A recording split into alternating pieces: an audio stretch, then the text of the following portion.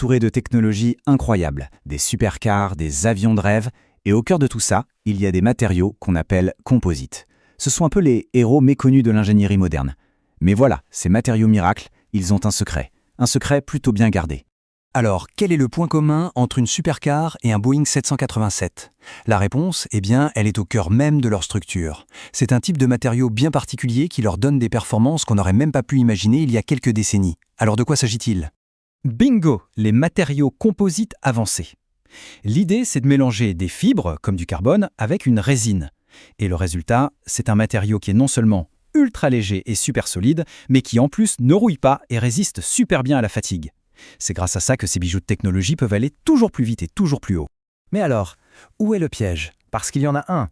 Le problème, c'est que pendant leur fabrication, des défauts peuvent s'y glisser. Des défauts complètement invisibles, mais qui peuvent être catastrophiques. C'est tout le paradoxe de ces matériaux qui semblent parfaits. Alors, pour bien comprendre le risque, on va d'abord faire connaissance avec nos ennemis.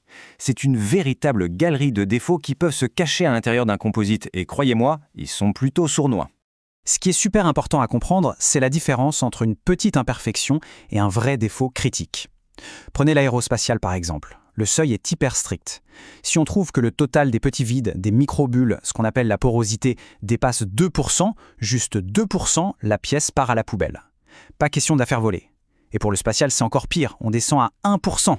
Ok, petit point vocabulaire, c'est important. Un vide, c'est juste une bulle d'air toute seule. La porosité, c'est l'ensemble de toutes ces petites bulles. Pareil pour le décollage et le délaminage. Le décollage, c'est quand une colle ne tient plus. Le délaminage, c'est plus grave. Ce sont les couches même du matériau qui se séparent, un peu comme les pages d'un livre. Et savoir faire la différence, c'est la base pour poser le bon diagnostic. Et puis il y a un autre type de défaut, les inclusions. En gros, des objets qui n'ont rien à faire là. Et là, les anecdotes sont juste incroyables. Il y a cette histoire d'inspecteurs qui voient des formes rondes bizarres sur leur scanner, ils cherchent et ils découvrent que des techniciens laissaient des pièces de monnaie porte-bonheur au milieu des couches de l'aile d'un avion.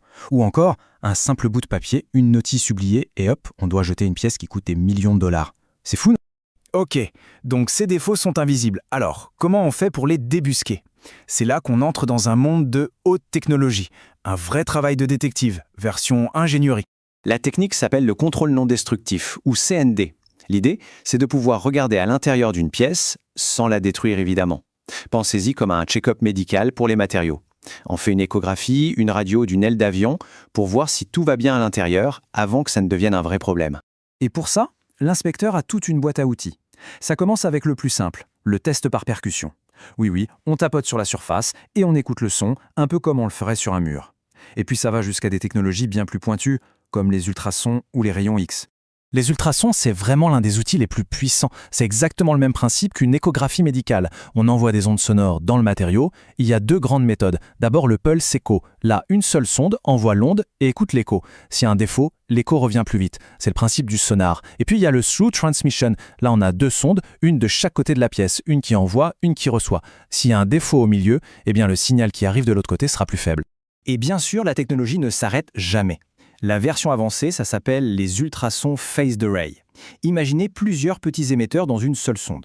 En jouant sur le timing de chaque signal, on peut carrément diriger le faisceau d'ultrasons. C'est comme une caméra qu'on peut orienter, faire zoomer, pour aller voir dans les coins difficiles. C'est la même technologie qu'on utilise pour voir les bébés pendant la grossesse. Et ça permet d'inspecter des zones super complexes, par exemple sous une nervure dans une aile. Et quand on veut vraiment le top du top, on passe aux rayons X. Plus précisément, la tomodensitométrie, le fameux CT scan, comme à l'hôpital. On prend des centaines de radios de la pièce sous tous les angles et un ordinateur super puissant reconstruit tout ça en 3D. Après, l'inspecteur peut littéralement couper la pièce en tranches virtuelles sur son écran pour trouver le moindre petit défaut. Bon, on a trouvé un défaut. Et maintenant, on ne va pas jeter une aile de Boeing qui coûte des millions, non ? C'est là que commence la partie la plus délicate, la chirurgie de haute précision, la réparation. Officiellement, la procédure est super bien définie, en 10 étapes. Ça va de la localisation du dommage, à l'évaluation, la conception du patch, l'application, les contrôles, jusqu'à la surveillance. Sur le papier, ça a l'air simple et logique, non ? Eh bien, pas vraiment. En pratique, c'est un vrai casse-tête. Prenons juste un exemple, le chauffage. Pour qu'un patch de réparation tienne, il faut le cuire à une température très précise. Facile, non ? Sauf, que se passe-t-il si la zone à réparer est juste à côté d'une partie très épaisse de la structure ? C'est là que ça se complique. La partie épaisse, elle absorbe la chaleur comme une éponge. Donc, si on chauffe assez fort pour cuire la réparation sur la partie épaisse, on risque de carboniser la partie fine juste à côté. Et si on ne chauffe pas assez pour protéger la partie fine, eh bien la réparation sur la partie épaisse ne durcira jamais. Dans tous les cas, c'est raté. La réparation est bonne à acheter. La solution, vous vous en doutez, est à la hauteur du problème. On utilise des couvertures chauffantes intelligentes. Elles sont faites sur mesure et divisées en plusieurs zones qui peuvent chauffer indépendamment. Des capteurs de température partout, et un ordinateur qui pilote le tout pour envoyer plus de jus sur les zones épaisses et moins sur les zones fines. Le but, c'est d'avoir une température parfaitement uniforme partout. Le seul hic, c'est que chaque couverture de ce type peut coûter des dizaines de milliers de dollars. Détecter et réparer, c'est bien, mais le vrai Graal, ce serait de ne même pas avoir de défaut au départ, non? C'est ça, la nouvelle frontière de la fabrication de pointe. L'idée, c'est de changer complètement de philosophie. Au lieu de réagir aux problèmes, on veut les anticiper. Des entreprises travaillent sur des logiciels qui créent un jumeau numérique de tout le processus de fabrication. On simule tout sur ordinateur, la pose des fibres, la cuisson, absolument tout. Ça permet de repérer les futurs problèmes et de les corriger dans le monde virtuel, bien avant de lancer la production réelle. Ce qui nous amène à la question finale. On arrive à créer des matériaux absolument extraordinaires, mais est-ce qu'on arrivera un jour à créer des processus de fabrication tout aussi parfaits pour garantir une qualité irréprochable à chaque fois? C'est sans doute ça le plus grand défi pour la prochaine génération d'ingénieurs et de fabricants.